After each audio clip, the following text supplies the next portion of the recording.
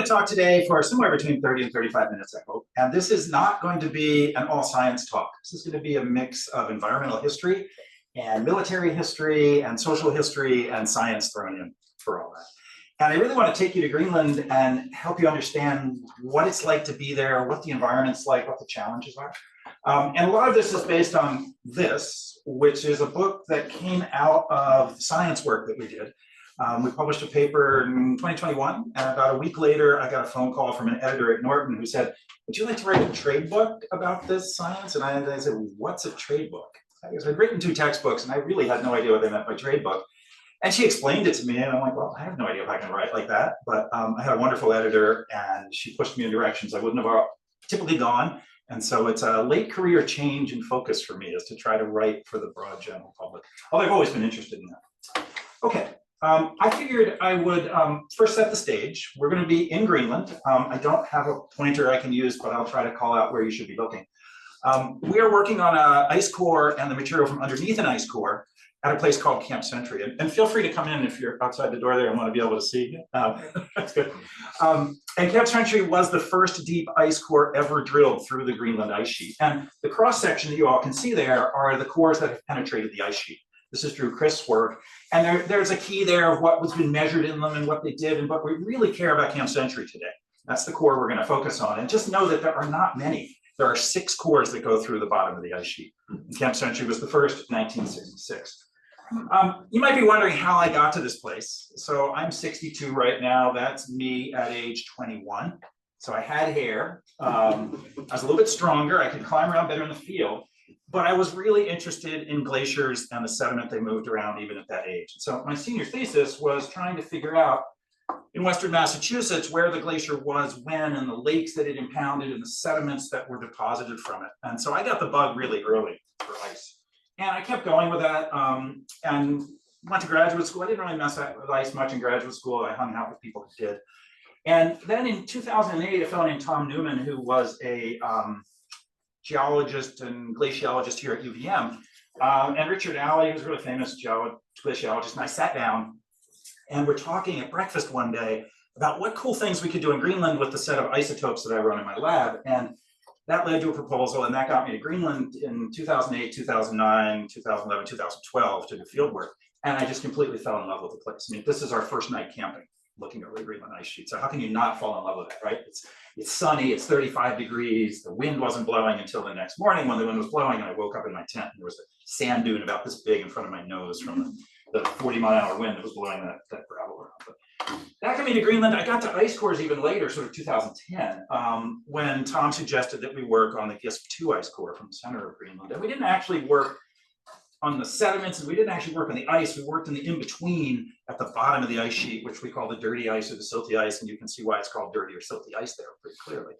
It's ice that's full of sediment from below and has been incorporated into the ice. And that's a fascinating place to be because it spans sort of 2 worlds of deposition in ice and the landscape underneath. All right, so a little bit of history of Greenland I want to run you through. In 1930, a guy named Wegener, does that ring a bell for anybody in this room? Alfred Wegener, what did he do? What's he famous for? Continental drift. Continental drift, right? Well, he was a meteorologist, and he should be just as famous for the work he did in Greenland. And he had several expeditions to Greenland, and his last one was 1930-31. He put a camp on West Greenland, a camp on East Greenland, and one in the middle, Kaismita. The camp in the middle was on the top of the ice sheet at the summit there. And this is how he did it. It's fascinating to watch. Get that out of the way. This is film from the time. And they had a number of men, they had draft animals, and they had mechanized sleds to move across the ice. And you'll see some pictures of those. That is Wegener on the side there in the big fur coat with the fur mittens. He adopted native technologies for clothing, which helped him succeed. He did not adopt native technology so much for travel. He had the dogs and the sleds, but he had these motor sleds. This was the first time someone had tried motorized transport across an ice sheet. But you'll notice the trouble these men are going to have getting these sleds up the edge of the ice sheet, which is really steep and really rough and really rocky. And they somehow managed to do it with a combination of horsepower and hand-powered winches and these things. They're like giant snowmobiles, except they don't have treads. They have pusher motors behind them that spin airplane propellers. So you'll see a picture of this once they get it up to the top. I mean, that's like a 40-degree slope they're trying to pull this thing up. And there it goes, they put the propeller on, they fired up the engine. And if it worked, let's let them just absolutely cruise across the ice sheet. And that revolutionized travel across the ice sheet. This is 1930, they're doing this.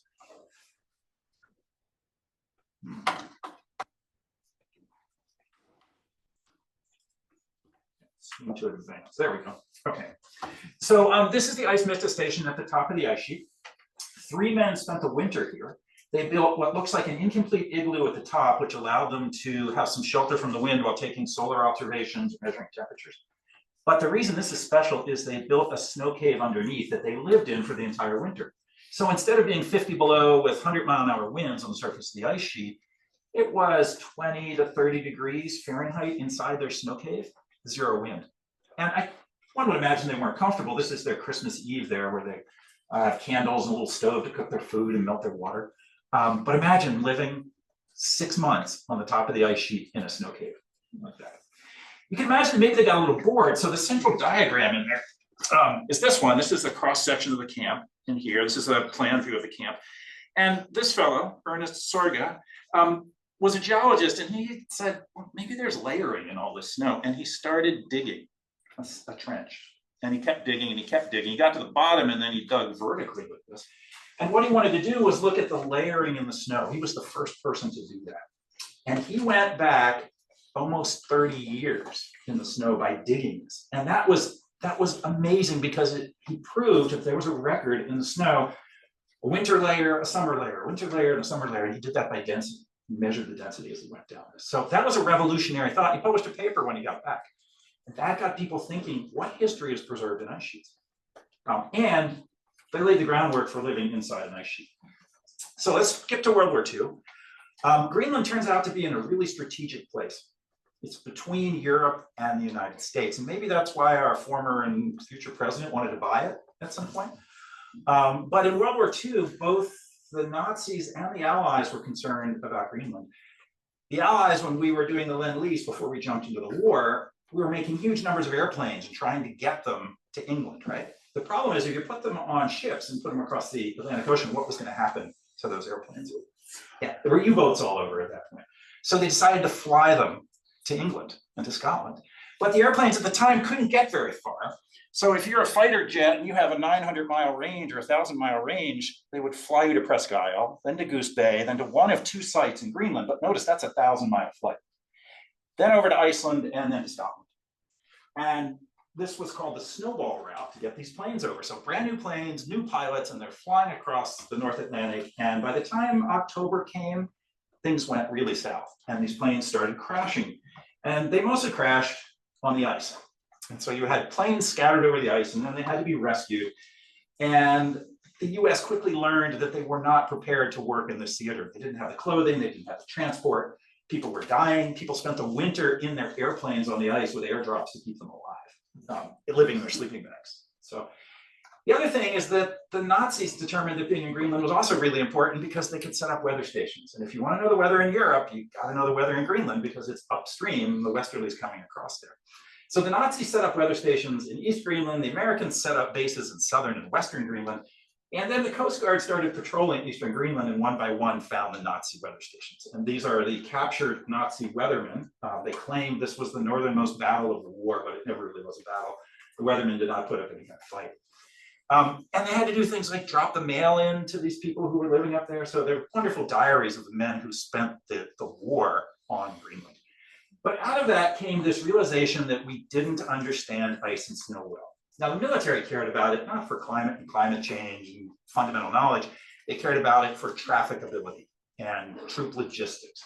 So in 1950, they established the Snow, Ice, and Permafrost Research Establishment. This was right outside of Chicago.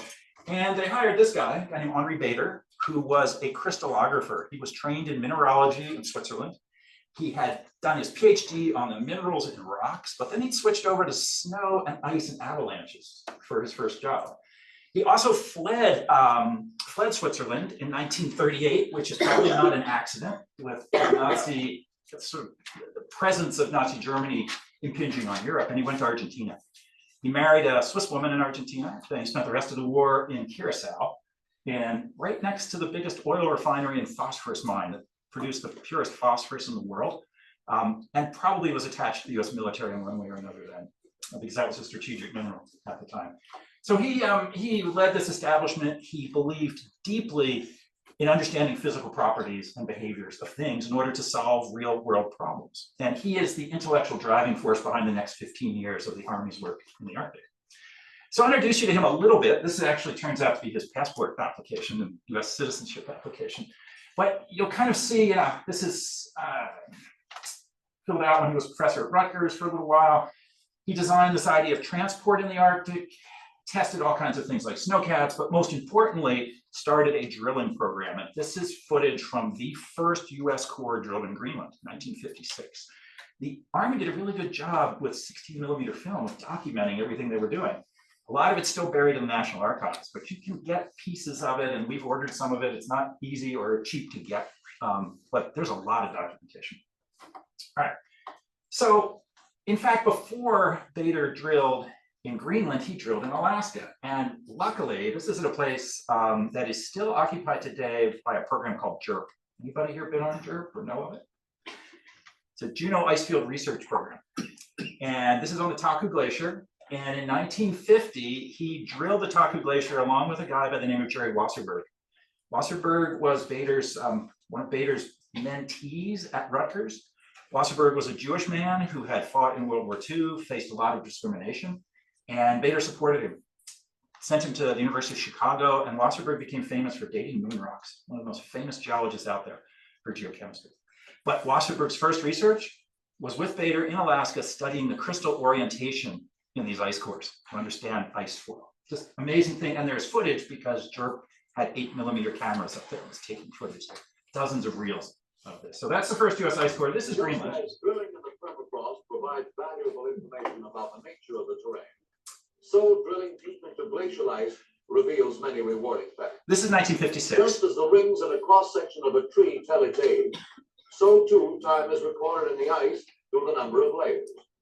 The dates of various and they took a standard Army drill rig for rock, and they took it up to the ice, and they tried drilling ice with it, and it didn't work very well. The volunteers who man these research outposts generally spend at least 2 seasons in the Arctic. They got the first 2 US ice cores, 56 and 57. They had about a 5 to 10% recovery of the ice. The rest of it's still down the hole somewhere. But it was enough to prove that they could do it. And that set off a sort of chain reaction of other things in Greenland. This is just a cool little aside I threw in. I had been reading and reading and reading everything I could find out about Bader, who was kind of a cipher. He doesn't have a big digital footprint, of course, he's too early for that, but there wasn't even a lot of stuff about him in the news to track down. And then I stumbled onto a National Archive site that said they were recordings of him on a Voice of America program, which is an American propaganda outlet. And it was called The Seasons of Yesteryear. And I just took this little clip out of it because to me it was so haunting to study a man for 3 years. And then one day after I'd requested it, maybe a year before, the archive sent me an email saying, here's your recording that you asked for. And it just popped out of the blue, and I spent 20 minutes listening to this man's voice, who was long dead. He died in the late 90s. Anyway, this is Bader describing why you would core ice sheets. The purpose of deep ice coring is to get information on conditions deep down in the glacier. And since conditions are simplest on the high ice caps, this is where we have been drilling. So that's either 1956 or 57, the footage on there. And his voice is later. His voice is in the early 60s when he didn't have this. All right, so the other thing they had to think about on the ice now was how are you going to keep people living on the ice? And that was becoming important in the early 50s because you had the Soviet Union on one side of Greenland, you had Canada and us on the other side of Greenland. And there was a huge worry that missiles and people were going to come over the top at us. And so the Army, with Bader in the lead, started thinking about how are we going to put soldiers on the ice?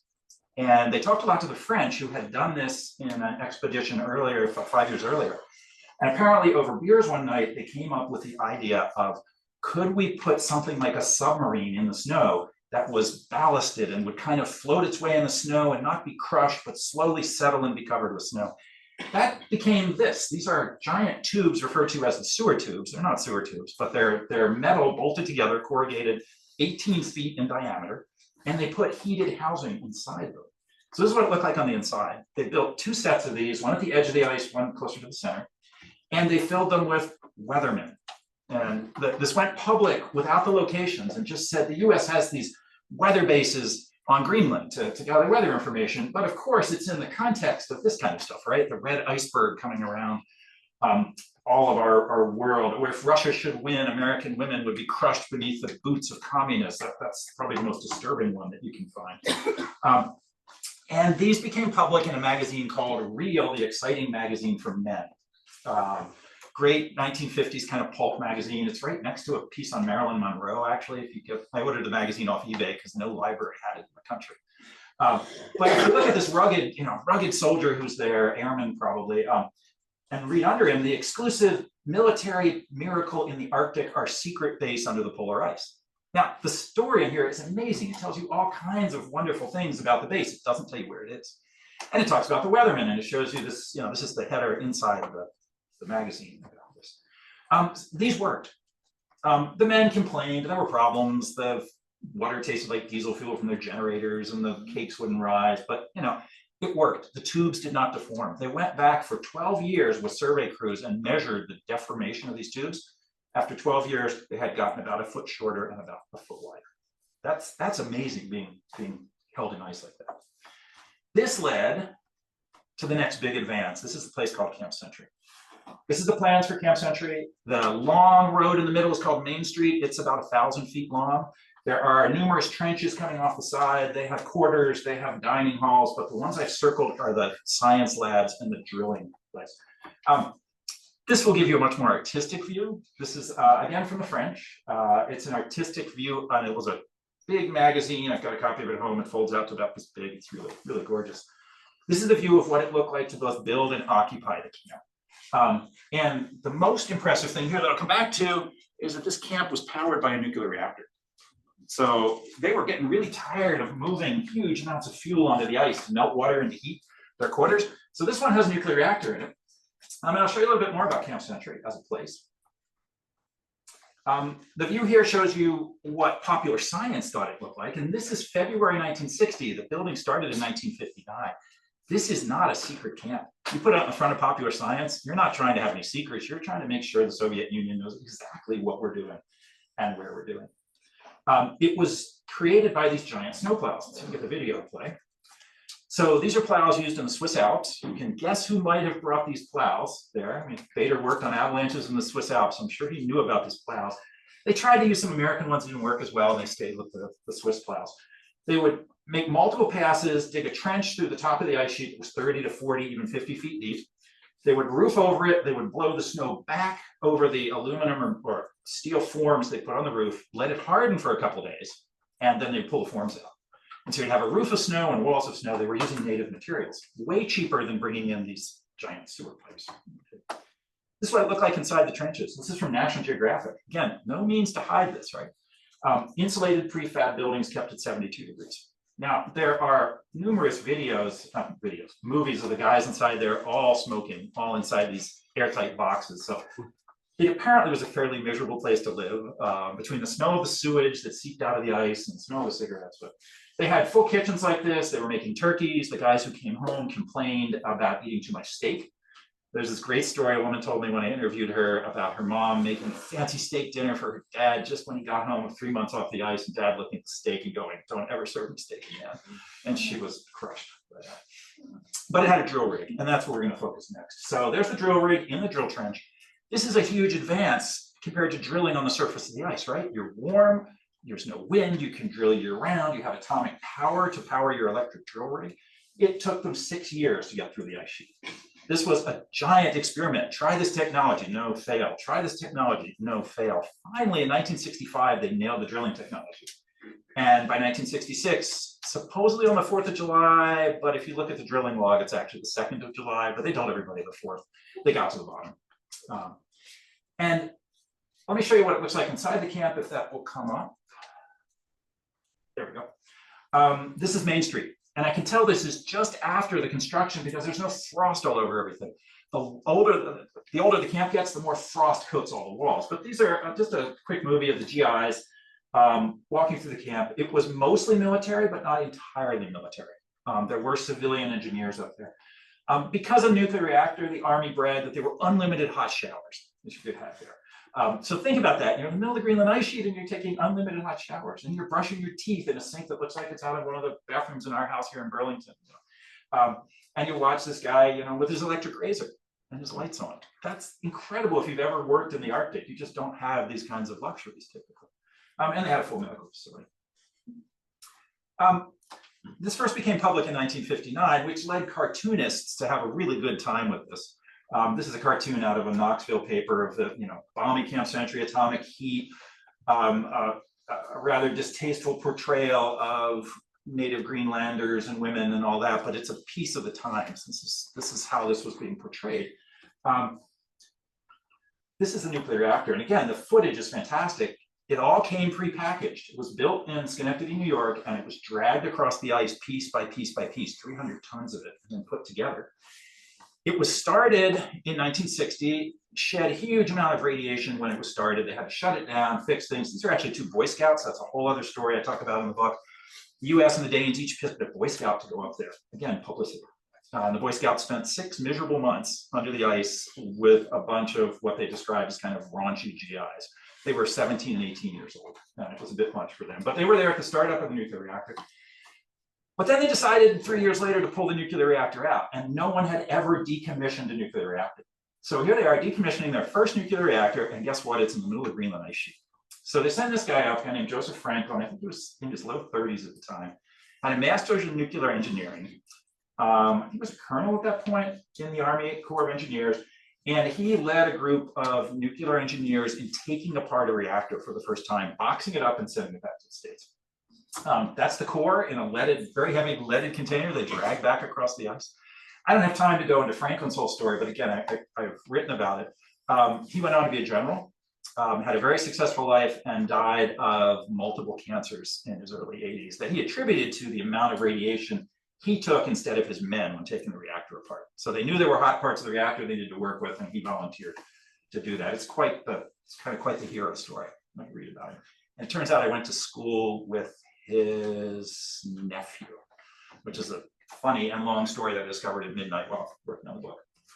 All right, so in 1966, they finished the core. The camp was closed. They take the core off this way, so you can see the core in those big silver tubes. Those are aluminized cardboard tubes. And they're being taken off the edge of the ice by a tractor. They came across the ice in that thing that has like 10-foot wheels, huge floating wheels like that. And the first thing the Corps does is go to the Pentagon about 2 months later. And this is September 1966. The guy in the middle is the head sort of geoscientist associated. The shorter guy and plumper guy with the narrow tie is the head driller on there. And they took this core to the Pentagon, and I was going to demo this for you guys today, but I don't have very much ice left to do it. It's a really fun demo. They took the core and they broke it into pieces, and they poured Coca-Cola in the paper cups you can see right in the bottom corner of that image. And they poured it over the ice. And if you do that with glacial ice and put it up to your ear, you get this really cool snap, crackle, pop as the air bubbles inside that ice. The ice melts and the air bubbles pop because they're under pressure from being down 1,000 feet or 2,000 or 3,000 feet. And they did this for the Army generals. And they claimed the ice was from the birth of Christ. That's how old the ice was. And this is all reported in the Times, actually the New York Times, but it's reported all over the country. But it's Army serves drink cooled with 2,000-year-old ice. What would you expect a soft drink cooled with ice formed 2,000 years ago to taste like? Right, that's a rhetorical question. It turns out they drilled this core with a drilling fluid that was in the hull of diesel fuel and trichloroethylene. Anybody know what trichloroethylene is used for? Or used to be used for? Dry cleaning. Dry cleaning. There are so many hazardous waste sites around this country with trichloroethylene contamination because it mixes with groundwater. It's a mess. So the Army brass was drinking their ice slightly spiked with trichloroethylene and diesel fuel. But anyway, the response from the New York Times is the Coca-Cola drink tasted like Coca-Cola, and the ice taken from the 1,800-foot level, said to have been formed about the time Christ was born, tasted like ice. So that was the big publicity for this core in the end of Camp Century. The camp was closed. The ice eventually crushed it. It is under the ice now by about 40 meters. And it is full of a lot of things that people are not going to be happy about when the ice melts out, which if climate change continues, it will, right? Sewage from 200 men for 6 years. It is millions of gallons of sewage frozen in the ice. PCBs, ethylene glycol that cooled the reactor, leaded paint, all of that left in place. The Army took nothing out. So there's a sort of ticking hazardous waste time bomb sitting on the Greenland ice sheet, plus those two early sites too. The nuclear reactor was completely removed. So there could be some residual radioactivity, but there's probably not a lot. All right, so what came out of that? The first thing that came out of that was this paper in 1969 that completely changed how those of us who study paleoclimate think. This is a paper by a guy named Willy Dansgaard, Danish man, and he looked at the isotopes of oxygen in water, and from that deduced the climate history over the last 100,000 years. Now, this is a kind of obscure graph to read if you're not familiar with this, but this is the depth in the ice core. This is time from 10 years to 20 to 50 to 100 to 100,000 years. And when it's warm, the isotope values will plot here. When it's cold, they'll plot here. This takes us back about 10,000 years to the end of the last glaciation. This is the last glaciation when it's cold. This is the interglaciation before, when it is warm as it is today. So what Dansgaard has done with this ice is shown that there is more than 100,000 years of history preserved in this nearly mile-long ice core. And that was revolutionary. And that led to a whole birth of a field when he did that. What he didn't do, and what almost nobody did, was look at the core from the bottom. They went 3.44 meters into Greenland underneath the ice. That also had never been done. And they brought back this 3.44 meters of frozen soil mixed with ice. And this is what the core looks like. It's full of rocks. You might say that looks like a gravel pit I've seen in Vermont, and you wouldn't be wrong with that. And exactly 3 people studied this since 1966, and it was forgotten, and in some ways forgotten because it disappeared from the US. The US Ice Core scientists didn't know where it went. Most of the core went to Denver, and this stuff just disappeared. So I talked to a bunch of people about it because I was interested in it, and they were like, nah, it's gone. It's melted. No, we don't know where it is.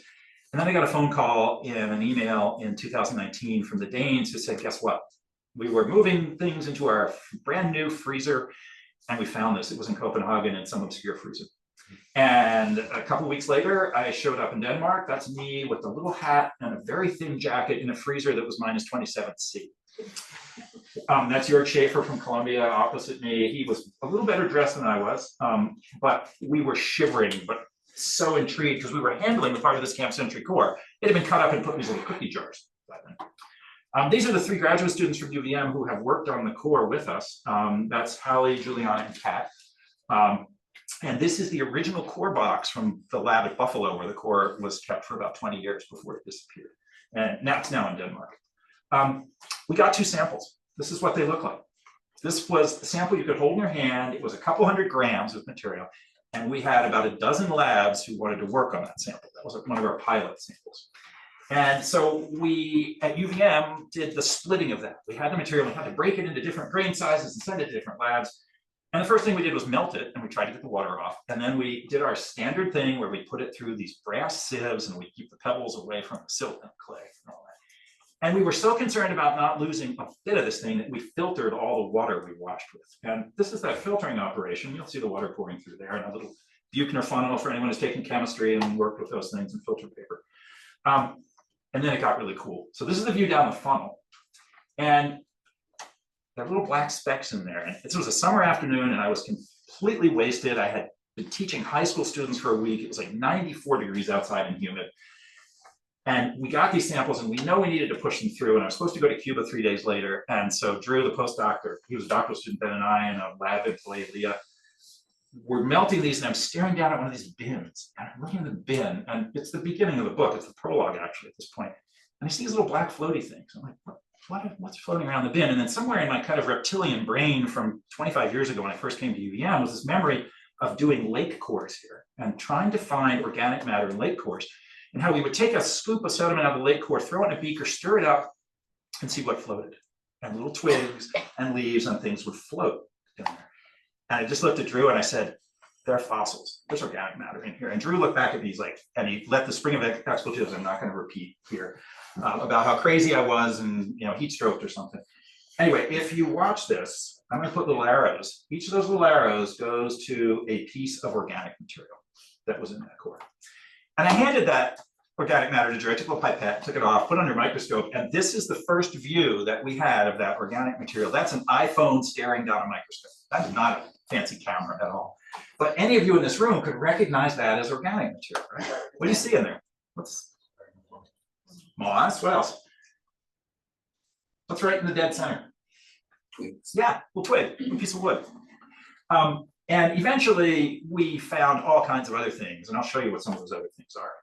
The rest of the diagram here is more technical than I want to go into today, but we had a top sample and a bottom sample. That's all we had.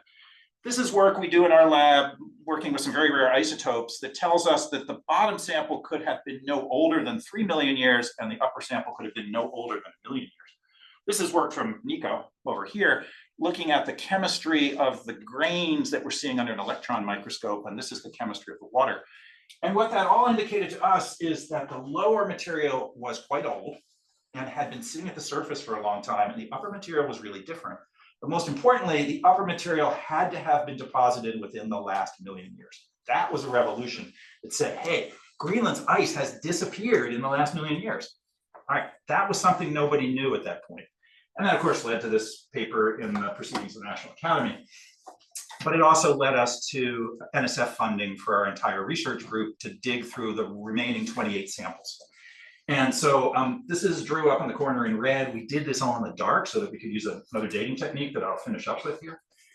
You can see what one of the samples looks like when they're cut. So originally they're 10 centimeters long, a little less than 10 centimeters wide, little cylinders, and we cut them in half. Half is still in Copenhagen, half came back to the United States with us. This is what the core repository looks like. And you're going to see several of the folks, you won't see the people, you'll see their hands actually cutting samples. It's a diamond wire saw that they cut with. You could actually turn that line down properly. And they use a lubricant of ethylene glycol in there to help when they're cutting with the bandsaw. And so those are the pieces that came back to us that we're working with. Drew carried these home during the middle of COVID, being really worried that they were going to melt on the flight home from Copenhagen. So he flew directly to Newark, and then he went to a university down there and threw them in a freezer, and then he drove to Vermont. So huge thanks to these two guys. That's JP Stephenson, and this is Chet Langway. These are the two men who have kept these cores frozen since 1966, which is an impressive thing to do. The black and white photo is a photo taken before 1972. And Drew has arranged all of the samples that we have today in the exact same pattern as the 1972 photo. Only 2 samples are missing since 1966. So incredible preservation of this core that we have to work with. Now, I'm not going to walk you through this diagram, but this is the diagram that we use to determine how to take the core apart and how to parcel samples to 30, 40 different investigators around the world who are working on this. But I will show you a video that Drew made. This is a sped up video, which doesn't seem to want to keep playing on here. Well, you'll get the idea, of taking apart a sample, of melting it. So I get it to play again. Nah, that's our technical failure for today. But it was on Earth Day, as you can tell. And all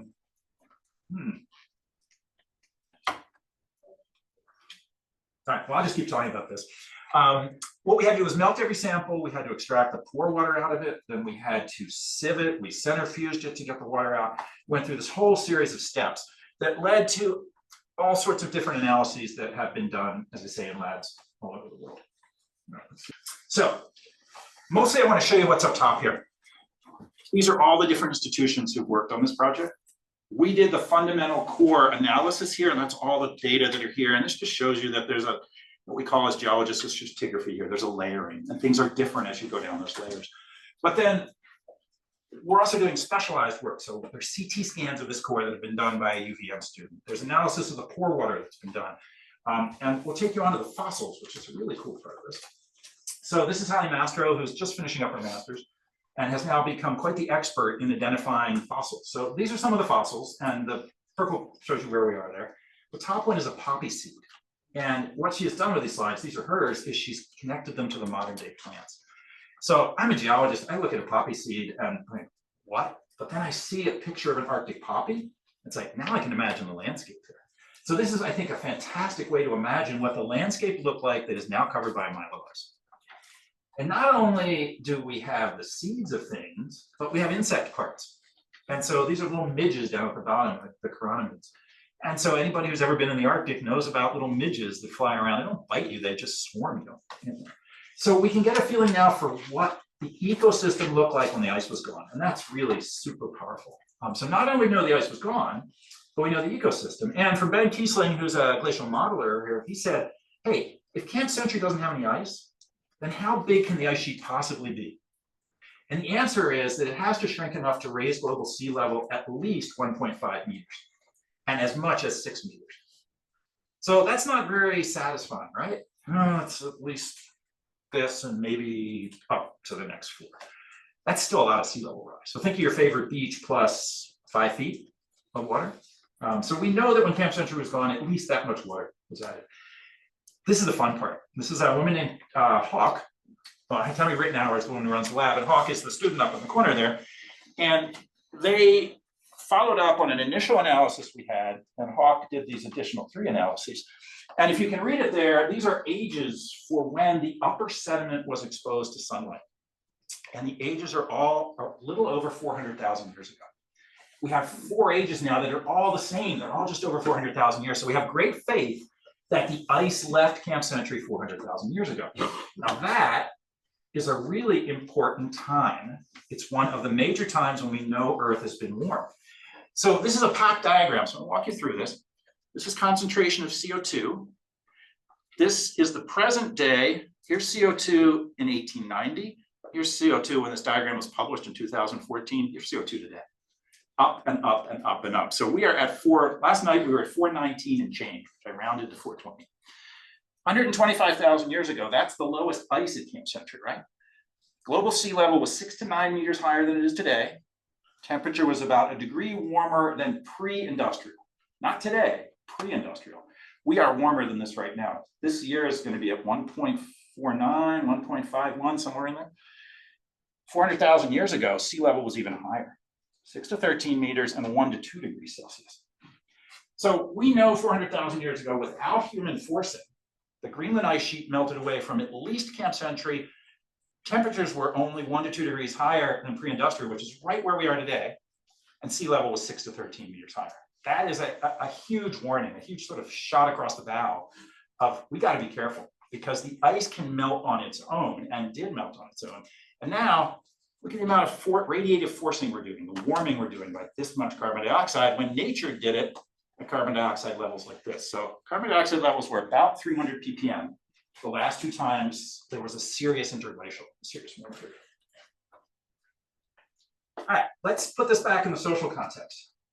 We'll finish with this. This is 1962. This is Life magazine. This is a 2-page spread. It's an advertisement in Life magazine by the predecessor of Exxon. That's a company called Enco that became Esso that became Exxon. I'm going to read it to you because it's pretty hard for you guys to read. This is the Taku Glacier. This is the same glacier that Bader cored in 1950.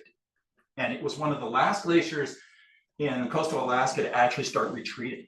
It was advancing while everybody else was melting back. And in the last decade, it is now retreating too. Each day, Humboldt supplies enough energy to melt 7 tons of glacier exclamation point. So in 1962, they were proud of melting glacial pipes. The giant glacier has remained unmelted for centuries, yet petroleum energy Humboldt supplies, if converted to heat, could melt it at a rate of 80 tons each second. So great pride from an oil company of melting ice. The problem with that is if you look at all the forecasts for what is going to happen to our climate, let's walk through MIS 11 as an analog, probably imperfect for the future. So we know from the plants in our dates that MIS 11 was a period of warming with relatively low CO2, 300 ppm CO2, and that melted a big chunk of Greenland's ice. Now we're headed for a much longer warming with much higher CO2. And the reason I say that is this is a model that looks at time relative to 2020. And for those of you who aren't familiar, these are called representative concentration pathways. They're the way the IPCC models what could happen to climate. And if we're good and we can start reducing carbon emissions almost immediately, we might follow this 2.6 trajectory. Somewhere in between 4.5, we're going to follow this orange trajectory. And if we keep business as usual, we're going to be at the 8.5 trajectory. So far, we're hanging somewhere between 4.5 and 8.5, but we almost always keep going with the worst case. And I just noticed that there was an article in the Washington Post that we are emitting more carbon dioxide as a world than we ever have this year. So it's not hopeful. This is the takeaway table. If we follow 2.6, we'll drop back to 350 ppm in a couple hundred years. If we follow 4.2, it's going to take 30,000 years to take us back to just 350 ppm, much less 300 or 280.